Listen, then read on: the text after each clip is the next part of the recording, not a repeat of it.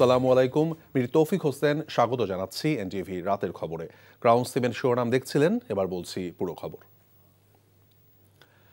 আগামী রমজানের আগেই 2026 সালের ফেব্রুয়ারি মাসে জাতীয় নির্বাচন আয়োজন করতে প্রধান নির্বাচন কমিশনারের কাছে চিঠি পাঠানো হবে বলে জানিয়েছেন প্রধান উপদেষ্টা ডক্টর মোহাম্মদ ইউনূস। তিনি বলেন, এবার বকেয়া আনন্দ সহ মহা আনন্দে ভোট দেবে দেশের মানুষ।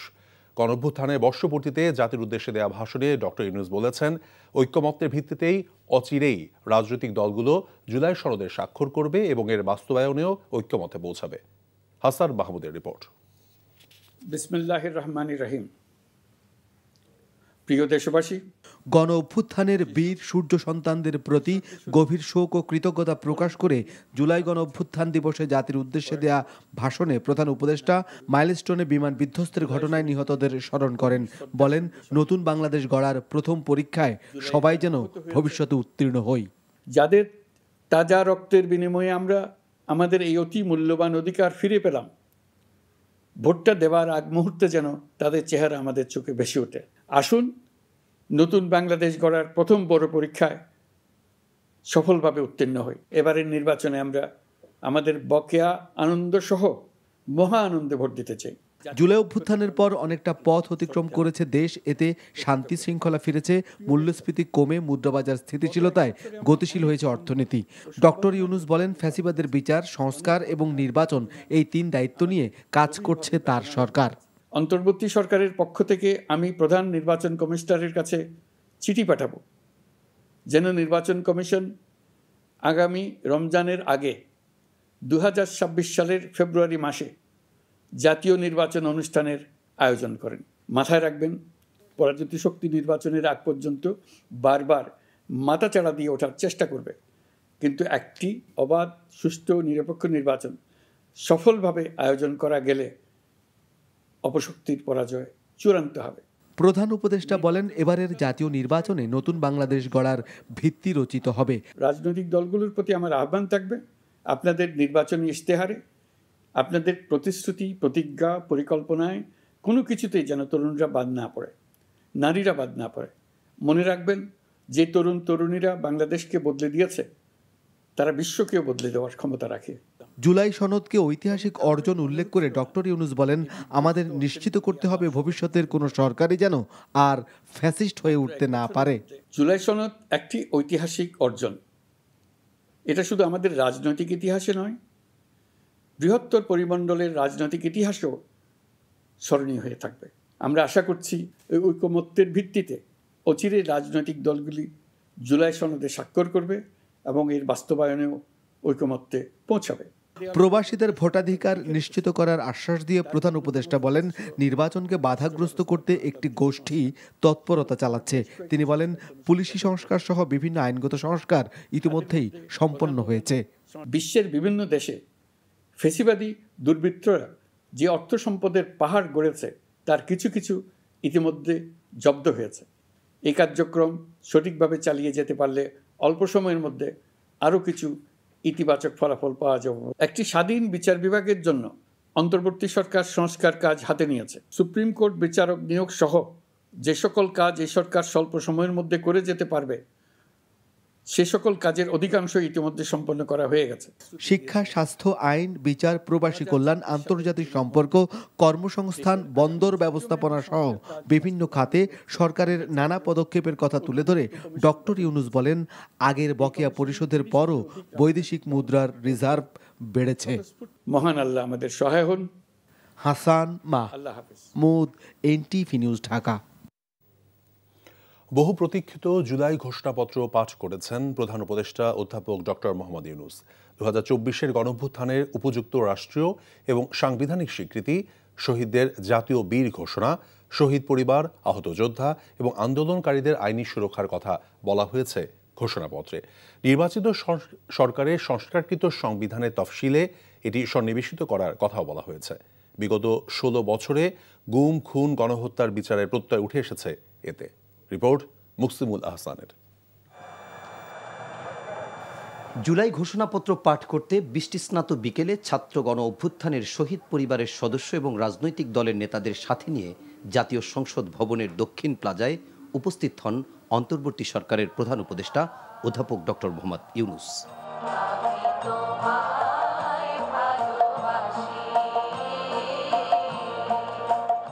বিসমিল্লাহির রহমানির রহিম। উপনিবেশ বিরোধী লড়াইয়ের সুদীর্ঘকালের ধারাবাহিকতায় ২৮টি পয়েন্টে মোট ৩ পৃষ্ঠার ঘোষণাপত্র প্রধান উপদেষ্টা পাঠ করেন ১৩ মিনিটে, যেখানে তিনি তুলে ধরেন এই ভূখণ্ডের উপনিবেশ বিরোধী লড়াই, স্বাধিকার আন্দোলন, ৭১-এর রক্তক্ষয়ী সংগ্রামের মধ্য দিয়ে মহান মুক্তিযুদ্ধ, ৯০-এর গণ অভ্যুত্থানের পথ ধরে ২০২৪-এর ছাত্র অভ্যুত্থানের প্রেক্ষাপট, কোটা আন্দোলন থেকে ফ্যাসিবাদের পতন, ১৬ বছরের নানা অন্যায়, দুর্নীতি এবং অপকর্ম উঠে আসে ঘোষণাপত্রের প্রথম ২১টি পয়েন্টে। এরপর শেষ ৭টি পয়েন্টে জন আকাঙ্ক্ষা তুলে ধরেন প্রধান উপদেষ্টা। ফ্যাসিস্ট আওয়ামী লীগ সরকার কর্তৃক সংগঠিত গুম, খুন, হত্যা, গণহত্যা, মানবাধিকার বিরোধী অপরাধ ও সকল ধরনের নির্যাতন, নিপীড়ন ও রাষ্ট্রীয় সম্পত্তি লুণ্ঠনের অপরাধ সমূহের দ্রুত উপযুক্ত বিচারের দৃঢ় অভিপ্রায় ব্যক্ত করছে। ঘোষণাপত্রে উঠে আসে ২৪-এর শহীদদের স্বীকৃতি এবং আন্দোলনকারীদের সুরক্ষার কথা। সকল শহীদদের জাতীয় বীর হিসেবে ঘোষণা করে শহীদদের পরিবার, আহত যোদ্ধা এবং আন্দোলনকারী ছাত্র জনতাকে প্রয়োজনীয় সকল আইনি সুরক্ষা দেওয়ার অভিপ্রায় ব্যক্ত করেছে। ছাত্র গণঅভ্যুত্থানের ২০২৪-এর উপযুক্ত রাষ্ট্রীয় সাংবিধানিক স্বীকৃতি প্রদান করা হবে এবং পরবর্তী নির্বাচনে নির্বাচিত সরকারের সংস্কারকৃত সংবিধানের তফসিলে এই ঘোষণাপত্র সন্নিবেশিত করা হবে। আগামী জাতীয় সংসদ নির্বাচনের মাধ্যমে নির্বাচিত সরকার ঘোষণাপত্রের সাংবিধানিক স্বীকৃতি দিবে বলেও জানান তিনি। বাংলাদেশের জনগণ যুক্তিসঙ্গত সময়ে আয়োজিতব্য অবাধ ও সুষ্ঠু ও নিরপেক্ষ একটি নির্বাচনের মাধ্যমে গঠিত জাতীয় সংসদে প্রতিশ্রুত প্রয়োজনীয় সাংবিধানিক সংস্কারের মাধ্যমে আইনের শাসন ও মানবাধিকার, দুর্নীতি, শোষণমুক্ত, বৈষম্যহীন ও মূল্যবোধ সম্পন্ন সমাজ এবং গণতান্ত্রিক রাষ্ট্র ব্যবস্থা প্রতিষ্ঠার অভিপ্রায় ব্যক্ত করেছে। ঘোষণাপত্রের সবশেষে প্রধান উপদেষ্টা জানান ২০২৪ সালের ৫ আগস্ট গণ অভ্যুত্থানে বিজয়ী বাংলাদেশের জনগণের আকাঙ্ক্ষার প্রতিফলন হিসেবে এই ঘোষণাপত্র প্রণয়ন করা হয়েছে। Muksimul Ahsan, NTV news, Dhaka. জুলাই ঘোষণাপত্র এবং নির্বাচনের সময় ঘোষণাকে স্বাগত জানিয়েছে বিএনপি। রাতে জাতির উদ্দেশ্যে ডক্টর ইউনূসের ভাষণের প্রতিক্রিয়ায় তিনি জানান, এই ঘোষণার মাধ্যমে রাজনৈতিক স্থিতিশীলতা আসবে, ব্যবসা বাণিজ্য এবং বিনিয়োগ নিয়ে অনিশ্চয়তা কেটে যাবে। আজকে মাননীয় প্রধান উপদেষ্টা দুইটি গুরুত্বপূর্ণ ঘোষণা দিয়েছেন। একটি জুলাই ঘোষণাপত্র, আর একটি জাতির উদ্দেশ্যে ভাষণের মধ্য দিয়ে তিনি নির্বাচনের ঘোষণা দিয়েছেন। আমরা দুটোকেই স্বাগত জানাই। জুলাই ঘোষণাপত্রের যে সমস্ত ঘোষণা, তাকে রাষ্ট্রীয়ভাবে এবং সাংবিধানিকভাবে স্বীকৃতি দেওয়ার জন্য আমরা প্রতিশ্রুতিবদ্ধ। মধ্য দিয়ে বাংলাদেশে যে নির্বাচন অনুষ্ঠান নিয়ে যে একটি দোদুল্যমানতা ছিল বলে অনেকে মনে করছিলেন, তাদের মধ্যে সেই দোদুল্যমানতাটা রইল না এবং সারা জাতি একটি নির্বাচনমুখী পরিবেশের মধ্যে দিয়ে যাবে। দর্শক, এই মুহূর্তে রাজধানী মানিক মিয়া অ্যাভিনিউয়ে আছেন আমাদের সহকর্মী নিয়ামুল আজিজ সাদেক। সেখান থেকে সরাসরি যোগ দিচ্ছেন তিনি। সাদেক, কনসার্টের পরিবেশনা কেমন উপভোগ্য ছিল আর দর্শনার্থীদের উচ্ছ্বাস কেমন দেখছেন? ড্রোন শো কি শুরু হয়েছে?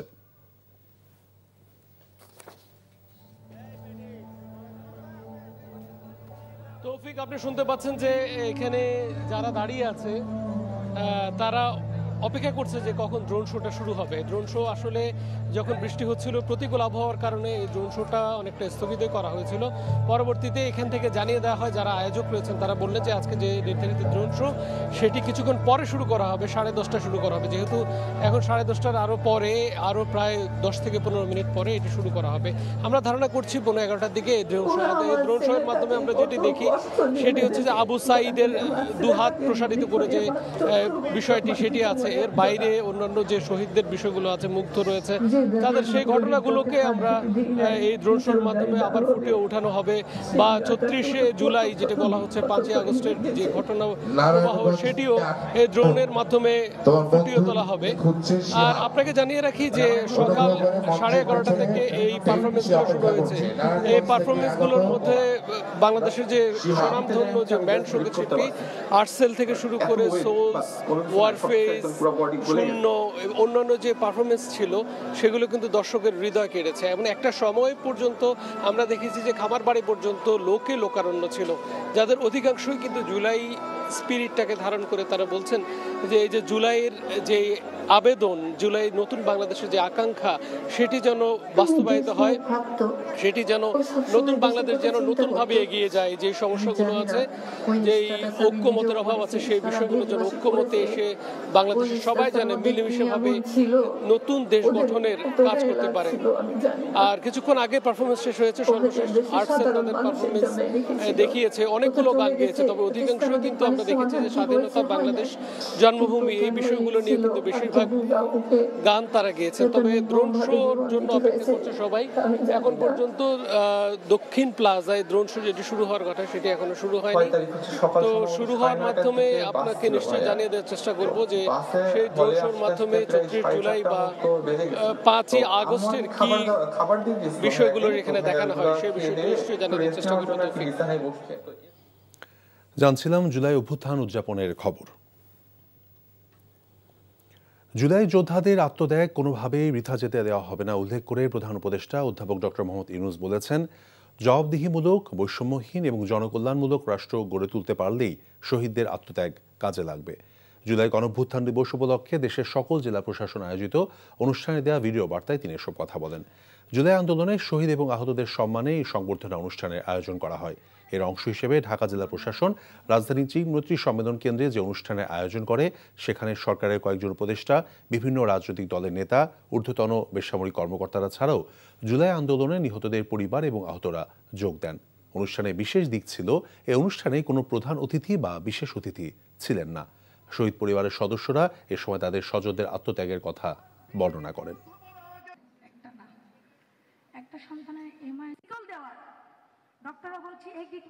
জুলাইয়ের মহানায়কদের আত্মত্যাগ তখনই সার্থক হবে যখন এই দেশকে আমরা একটি সত্যিকারের জনকল্যাণকর দেশ হিসেবে গড়ে তুলতে পারব।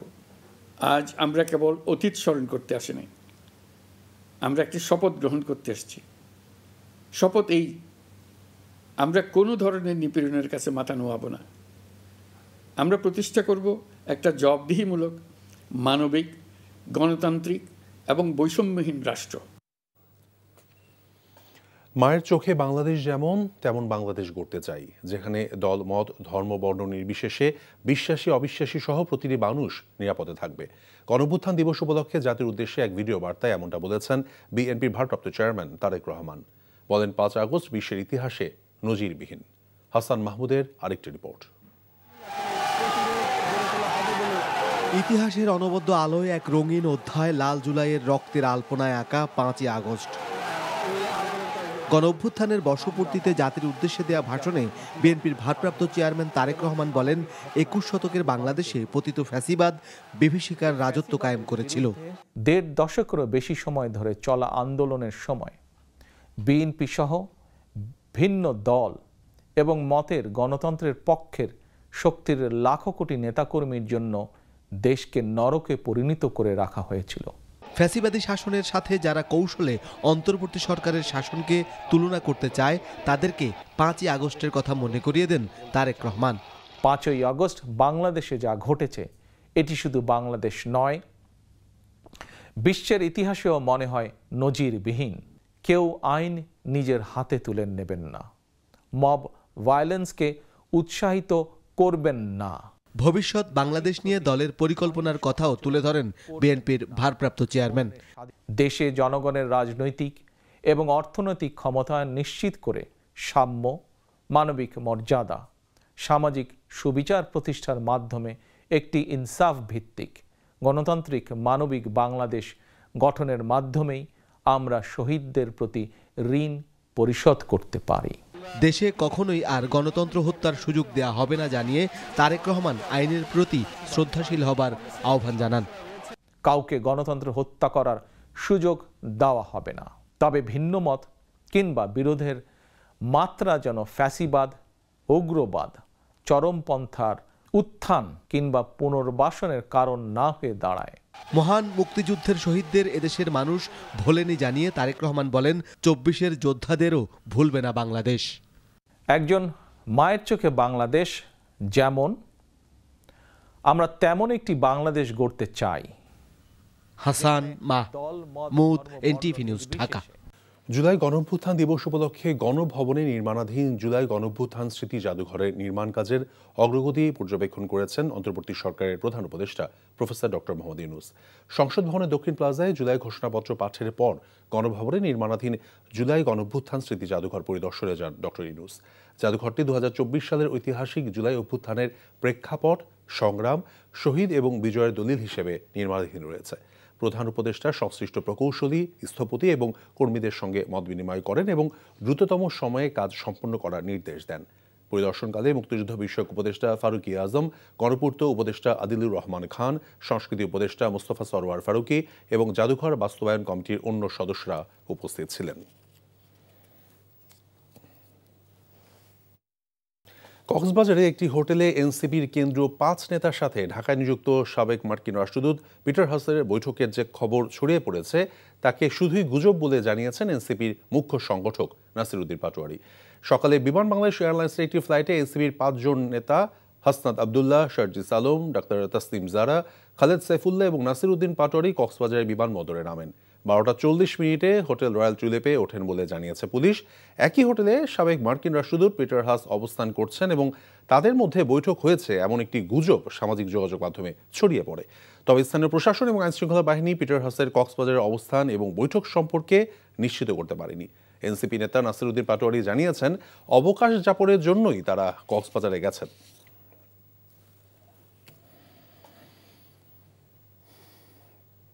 জুলাই গণঅভ্যুত্থান দিবসে বিজয় শোভাযাত্রা করেছে বিএনপি, জামায়াত ইসলামী, ইসলামী আন্দোলন সহ বিভিন্ন রাজনৈতিক এবং সামাজিক সংগঠন। স্বৈরাচার পতনের দিনটিকে ঘিরে নানা আয়োজনে মুখর ছিল রাজধানী। আর কখনো যাতে ফ্যাসিবাদী শক্তি দেশে মাথাচাড়া দিয়ে উঠতে না পারে সে ব্যাপারে সবাইকে ঐক্যবদ্ধ থাকার অঙ্গীকার ব্যক্ত করেন তারা। রিপোর্টে জানাচ্ছেন শফি মাহমুদ সাগর। জুলাই গণঅভ্যুত্থান উপলক্ষে ঢাকা বিশ্ববিদ্যালয়ের চারুকলা চত্বর থেকে শোক ও বিজয় শোভাযাত্রা করে বাংলাদেশি চারুশিল্পী সংসদ।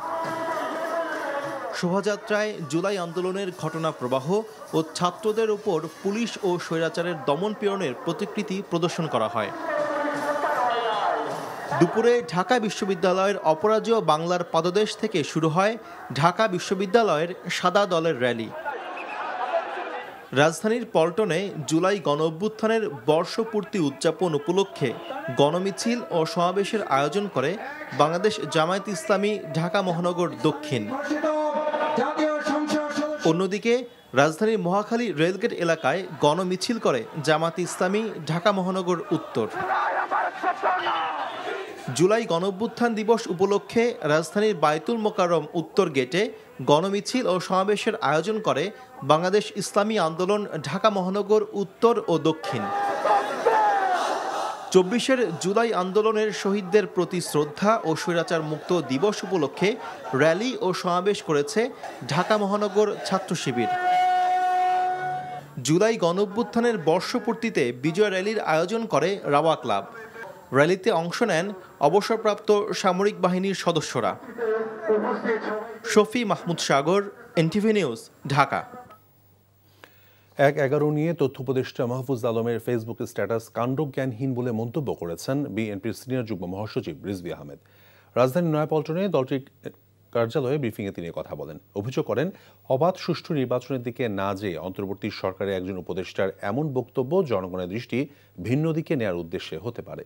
আওয়ামী সরকারের পতনের পরেও দেশে ফ্যাসিবাদ নাকি নানা দিক থেকে মাথাচাড়া দিয়ে উঠছে উল্লেখ করে রিজভী বলেন, গণতন্ত্র প্রতিষ্ঠায় বিএনপির সংগ্রাম অব্যাহত থাকবে। জুলাই গণঅভ্যুত্থানকে কেন্দ্র করে দেশব্যাপী বিএনপির উদ্যোগে নেওয়া বিভিন্ন কর্মসূচির ঘোষণা করেন তিনি।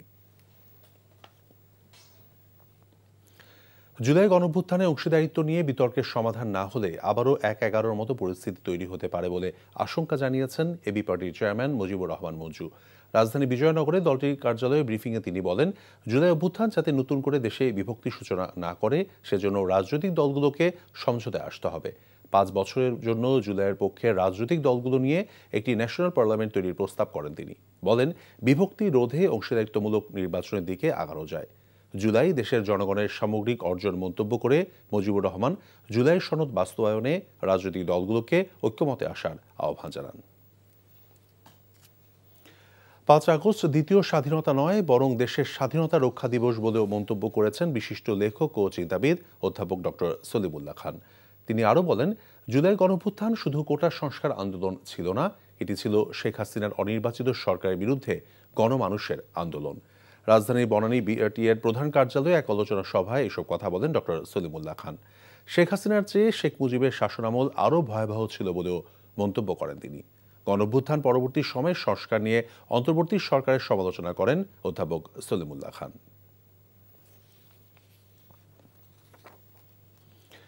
জুলাই বিপ্লবে আন্দোলনকারীদের উপর হামলায় জড়িত থাকার অভিযোগে জাহাঙ্গীরনগর বিশ্ববিদ্যালয়ের 64 জন শিক্ষার্থীকে আজীবন বহিষ্কার করেছে প্রশাসন। তারা সবাই নিষিদ্ধ ঘোষিত ছাত্র সংগঠন ছাত্রলীগের রাজনীতির সঙ্গে জড়িত ছিল। পাশাপাশি অপরাধের মাত্রা অনুযায়ী 46 জন শিক্ষার্থীকে বিভিন্ন মেয়াদে বহিষ্কার এবং 73 জন সাবেক শিক্ষার্থীর শিক্ষা সনদ স্থায়ীভাবে বাতিল করা হয়েছে। গণঅভ্যুত্থানের সময় হামলা সংক্রান্ত তথ্য অনুসন্ধান কমিটির প্রতিবেদনের ভিত্তিতে এ সিদ্ধান্ত নিয়েছে বিশ্ববিদ্যালয়ের সর্বোচ্চ নীতি নির্ধারণী পর্ষদ সিন্ডিকেট। জুলাই গণঅভ্যুত্থানে শহীদদের স্মরণ করে বিএনপি চেয়ারপারসন উপদেষ্টা বীর মুক্তিযোদ্ধা জহিরুল হক শাহজাদা মিয়া বলেছেন, এখনও তাদের লক্ষ্য অর্জিত হয়নি। তিনি বলেন, সুষ্ঠু এবং নিরপেক্ষ নির্বাচনের মাধ্যমে গণতান্ত্রিক সরকার প্রতিষ্ঠিত হলে জুলাই শহীদদের আকাঙ্ক্ষা পূরণ হবে। বিকেলে ফরিদপুর সদর উপজেলা পরিষদ চত্বরে সমাবেশে তিনি আশাবাদ ব্যক্ত করেন, বিএনপির ভারপ্রাপ্ত চেয়ারম্যান তারেক রহমানের নেতৃত্বে নতুন বাংলাদেশ গড়ার। এর আগে গণঅভ্যুত্থানের বর্ষপূর্তি বিজয় র্যালি বিভিন্ন সড়ক প্রদক্ষিণ করে। অন্যদিকে বিএনপির কেন্দ্রীয় নির্বাহী কমিটির সাংগঠনিক সম্পাদক শামা ওয়ায়েদ ইসলাম রিঙ্কু বলেছেন, দেশের মানুষ মুখিয়ে আছে নির্বাচনের জন্য। বিকেলে ফরিদপুরের নগরকান্দা এবং সালথায় সমাবেশে তিনি আরও বলেছেন, শহীদদের স্বপ্ন বাস্তবায়নে গণতান্ত্রিক বাংলাদেশ গড়তে হবে। পরে বিজয় র্যালিতে অংশ নেন সর্বস্তরের মানুষ।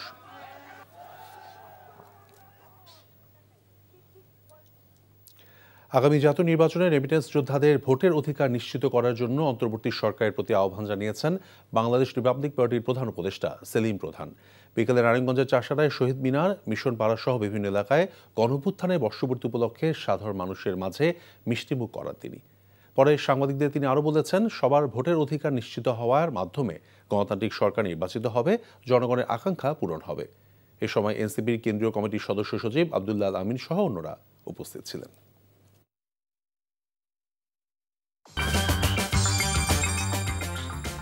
এ ছিল রাতের খবরে। এই খবরের ভিডিও সহ আপডেট জানতে ভিজিট করুন এনটিভি অনলাইন www.ntvbd.com।